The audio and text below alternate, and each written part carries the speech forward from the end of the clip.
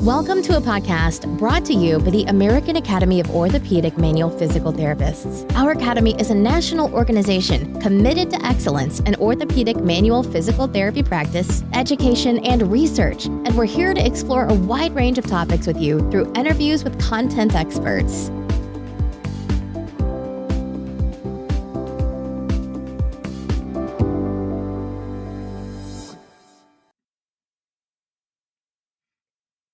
Hello, everyone. I'm Becca Catlin, member of IOMP Research Committee and podcast team, where we are having informal discussions about clinical case studies that other IOMP members have written. One of the criteria for the cases is that they are unique or novel in some way. Today, I am pleased to have Dr. Antigone Vesci joining me to discuss her case study. Her case involves a young girl with an elbow fracture that is not often seen in physical therapy. When Antigone consulted the research, she found very little information on conservative care treatment options. Antigone will discuss with us her clinical reasoning framework and how her understanding of anatomy, biomechanics, and manual therapy led to excellent outcomes in this case. Before I bring Antigone onto the show, let me give you a little background on Dr. Vesci. She is a sports certified specialist, currently working as an athletic trainer and physical therapist at Illinois Bone and Joint Institute in Glenview, Illinois.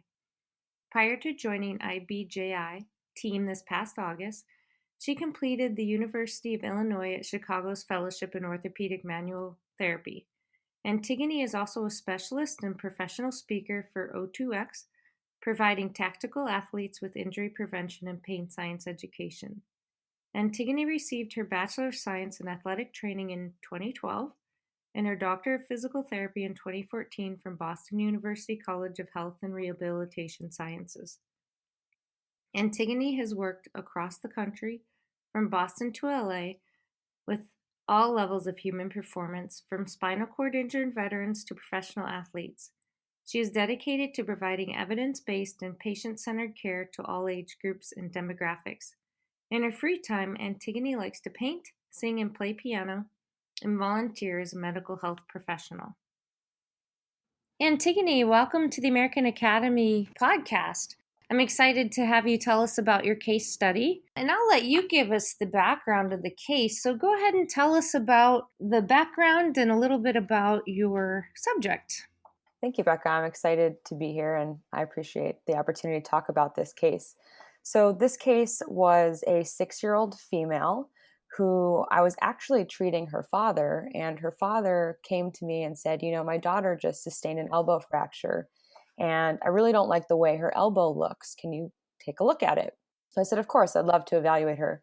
So she came in and she sustained a supracondylar humeral fracture, a type 3. There are 4 types of these fractures, and she sustained one that needed to be repaired surgically. So she underwent the typical surgical procedure and ended up having one of the most common elbow deformities, which is a carrying angle deformity. So I saw her and I was curious if I could treat this deformity. So I looked into the research and found that not only was PT not recommended for this patient population, but that there wasn't much evidence on carrying angle deformities and correction of that in any population. So it kind of sparked my interest into this case. Can you give us your opinion on why this case is novel or unique? What is the piece about your case that really is interesting or would be captivating to another PT to look into?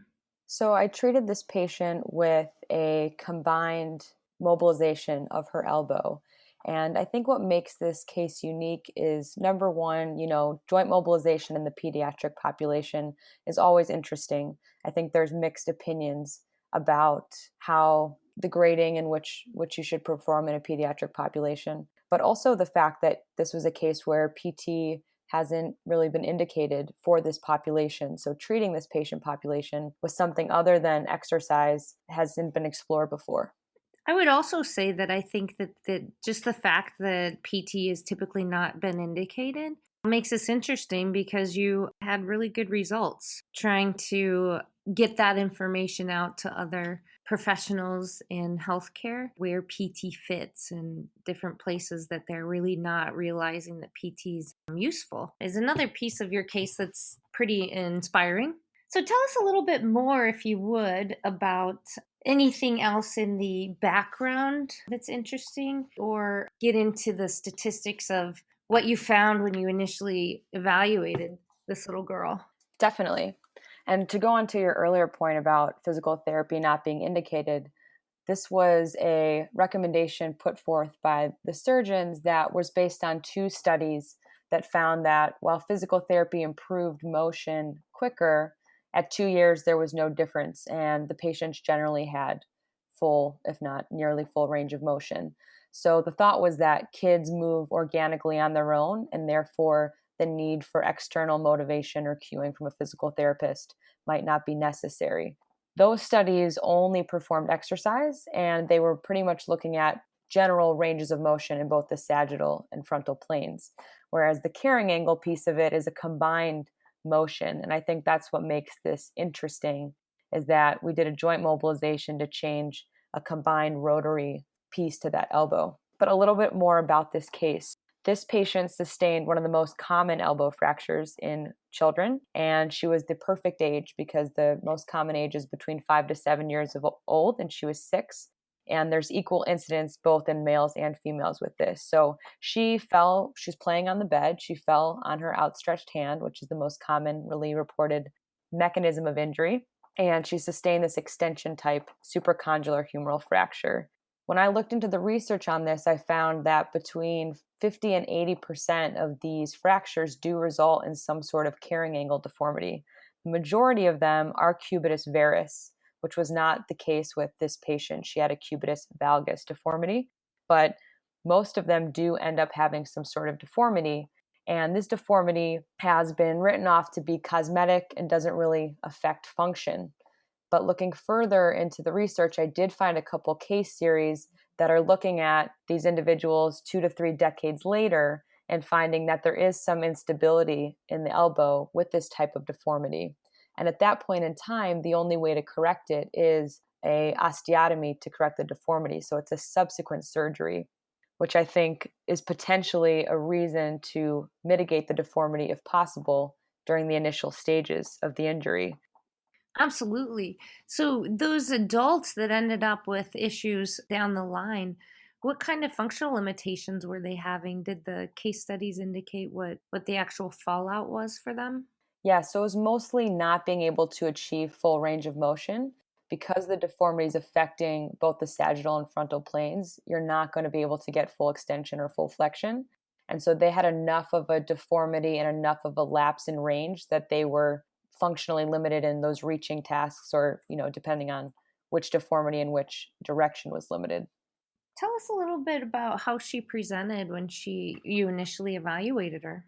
So when I first saw her, she did lack some flexion and extension elbow range of motion, but it was probably to be expected post-op. When I first saw her, she was 9 weeks post-op.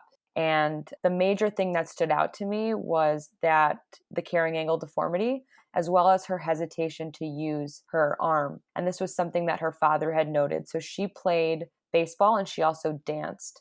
And her father said, she really can't do those sports anymore because she's not really able to use her arm. And he didn't know if it's because of the deformity, because she was lacking range. So that was something that I noticed, that she had some compensatory movements from that disuse from the procedure and the subsequent immobilization. So the two things that stood out to me were her carrying angle deformity and her unwillingness to utilize that arm. Okay. Did she indicate that there was actually pain with these things, or more of just a range limitation? She did report mild pain, which she rated 2 out of 10, but she said the more she moved, the better the pain got.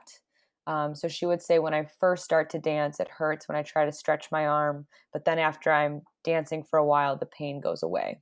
And I was able to reproduce that pain by a extension and abduction joint mobilization, which was exaggerating her carrying angle. And when I found that on exam, that sparked the thought of, well, if her pain is being reproduced by exaggeration of this carrying angle, potentially the carrying angle is the cause of the pain.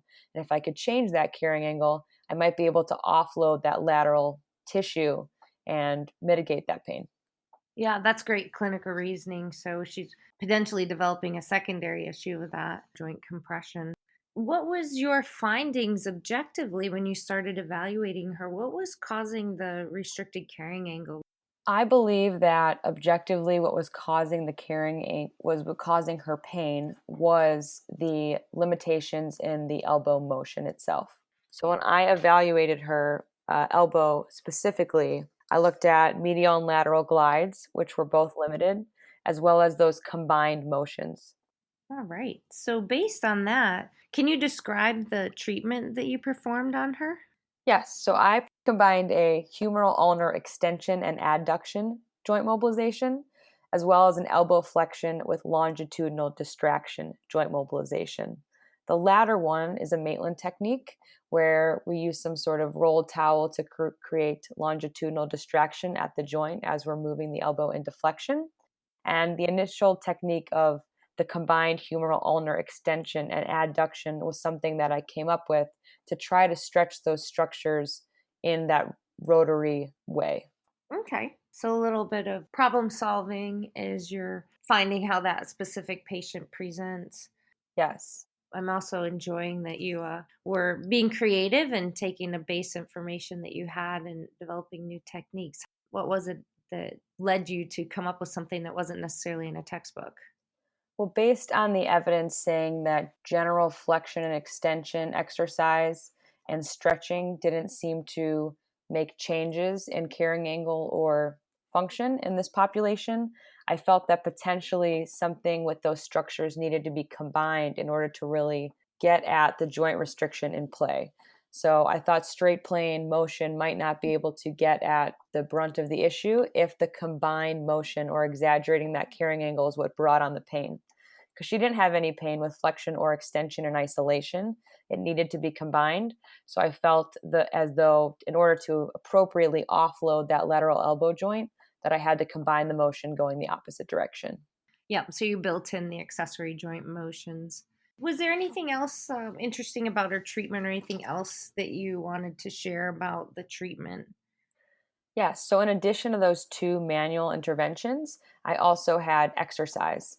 And so, I think with this case, you can't separate the exercise from the manual interventions because they were implemented together. The exercises were pretty much designed for her to utilize the new elbow range. So, when I performed that mobilization, her range, she had a within session change of carrying angle. And I would then perform an exercise that encouraged her to utilize that range to try to re-educate those muscles to work in that new range. A lot of these exercises were designed to be fun because she was 6 years old. A lot of them were designed with the purpose of encouraging use in the new range, as well as encouraging her to use that side, and also trying to be engaging and fun so that she'd want to come to therapy. Yeah, because she is 6. Again, you have to use some creativity to engage her. What were some of the actual exercises you did that she seemed to find the most fun? I'm just curious. She loved throwing one of the Swiss balls. So I was trying to encourage her to get elbow extension. And we would play catch with the Swiss ball, which would encourage her to move through the full range. I also encouraged her to dribble with her affected side, like she was dribbling a basketball, which we would count how many times she could do it in a row to help keep her engaged. And then another one she really enjoyed was moving marbles across the floor from a cup into another cup. And we did this on both sides, one to work both an open and closed kinetic chain for her elbow. So on the one side, she would have to weight bear on that side, which she was hesitant to do. And then on the other, she'd actually have to move through elbow extension range of motion. Do you work very often with pediatric population?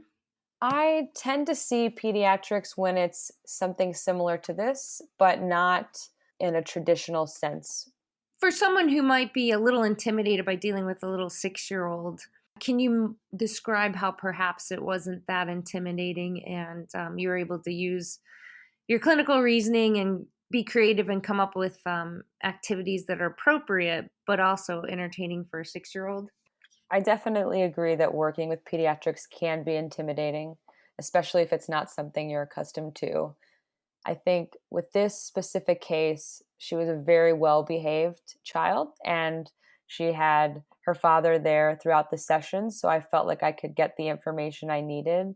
And she allowed me to perform this joint mobilization on her for the time allotted and was able to stay engaged. So I think that it made it very easy. If it was a case where that was more challenging or the patient was younger and not able to perform this, I think that keeping them engaged and trying to explain as best you can is helpful. Good work with that. So you saw her for 11 visits, and you indicated in your write-up that you actually had achieved most of your goals by 9 visits. Is there anything else relating to the timeline or the progression that's helpful to fill in the blanks of what her treatment looked like for that time frame? Yes. So for the first 3 visits, she did have pain with the mobilization because we were stretching that lateral elbow joint. So I kept my grading at a 3 plus to try to modulate pain and induce and decrease mechanical hyperalgesia. But then at visit 4, she no longer experienced pain.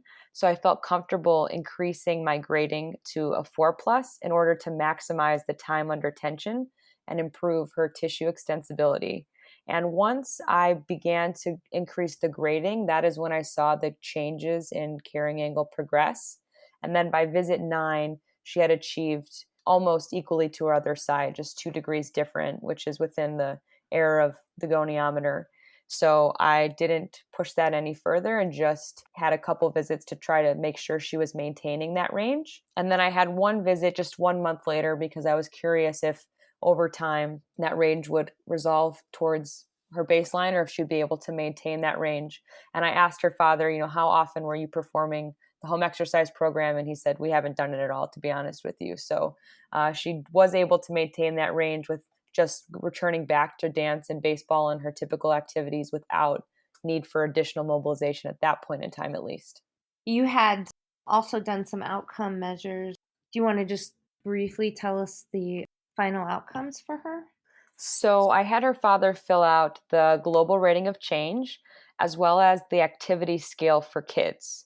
And when we filled out the grok, I had asked her father to, when you have a child, sometimes the parents are the ones coming up with the things that we're looking for. So I had asked him to identify what he believed to be the main issues that we were trying to address with therapy. And he said using her left arm, because that was something that he saw she wasn't doing, as well as participation in baseball and dance class, and just the way the elbow looked. And for all 3 of those things at discharge, he rated that +6, which was a great deal better, and met the MCID of +2. I also had him fill out the activity scale for kids, which is something that I looked at the ability of the child to dress themselves, care for themselves, and it was a much more specific outcome measure for a 6-year-old. However, he was filling this outcome measure out retrospectively, as this wasn't something I had given them on the initial evaluation.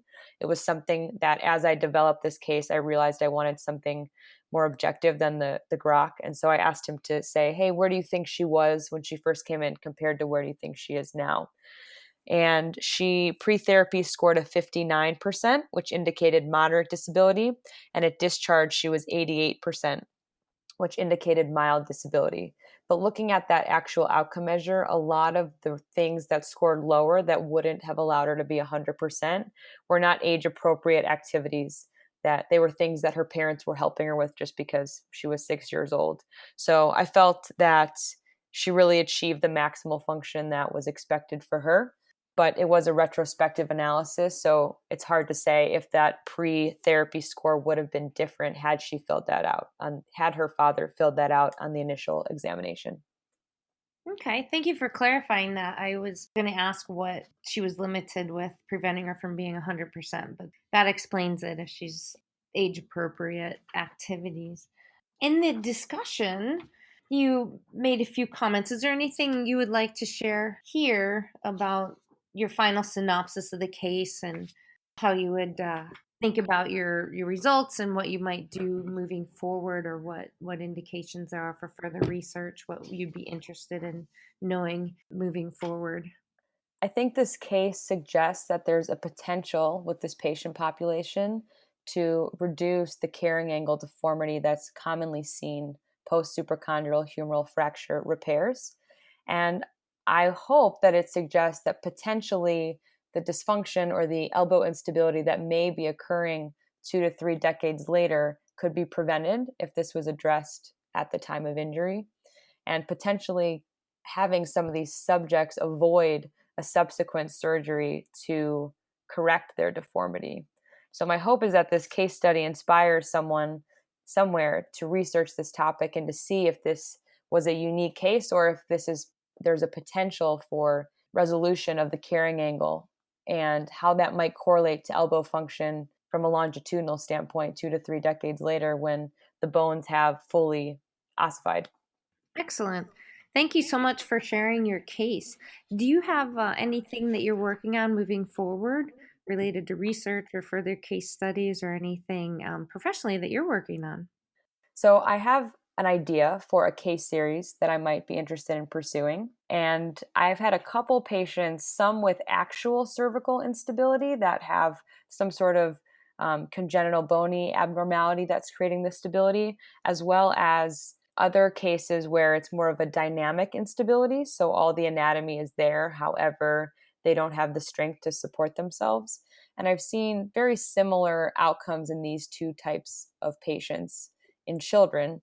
And I'm interested to see if I can formulate some sort of case series to put this together that kind of shows the benefit of dynamic stability of the cervical spine, regardless of if you have a true cervical instability. Great. Sounds interesting. And then lastly, I'm just curious, do you have anything that you're really excited about or looking forward to as it relates to physical therapy as a profession? So real broad question. You can take it any direction you want. I am very excited about direct access that's happening in physical therapy. Illinois recently got passed, and I believe this is a huge opportunity for physical therapists to begin to be the first point of entry for a patient. And I think that it's going to put a lot of ownership on us to have great diagnostic skills and patient education and clinical decision making and get the patient into some sort of care and management as quickly as possible. And I think that that is something that's super exciting that's happening. I also really am excited about the pain science discussion that I commonly am hearing amongst my peers. I believe that we are the ones that often have this conversation with the patient and the ability to communicate this message. And I think that that pain science piece is important for us to understand and to teach. And I think that that's something that's becoming much more common, very influential, especially with all that we know about the opioid epidemic and medications and the effects of that in these patient populations. And I'm also very excited about the interdisciplinary care models that are popping up around us in treating the patient and us becoming, part of a team that can help manage pain and function. And I think that we're all learning from each other, and that's something that's really special and starting to happen. Wow, I would agree with you on all three accounts. PT is certainly an exciting time, and there's lots going on and much to look forward to. I really appreciate having the opportunity to chat with you today and have you share about your case and how you're using clinical reasoning and manual therapy in your practice. This has been a production of the American Academy of Orthopaedic Manual Physical Therapists. You can learn more about the Academy by visiting our website at aaompt.org. You can also find us on Facebook, Twitter, and Instagram by searching for our acronym AAOMPT.